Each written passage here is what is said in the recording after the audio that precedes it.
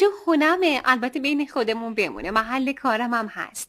خاطر خالم واسم خیلی عزیزه. بیاین تو بشینین تا من یه دست به آب برم بیام ببینم چی کار دارید.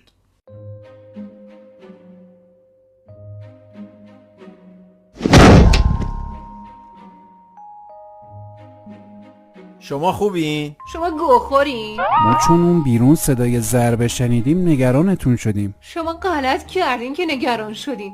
مرده دلش خواسته بزنه. اصلا خصلت مردای قوی همین دسته بزنشونه. اوکی، حالا چرا شاکی میشین؟ چی؟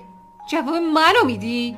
الان که اومد بهش میگم که با من حرف زدین و بهم نظر داشتی. بی خیال خانم، ما چه نظری داشتیم؟ خانم ما عذرخواهی میکنیم. حق با شماست. اصلا دعوا نمک زندگیه. ببین واسه من بی خودی زبون نریز. من بهش میگم.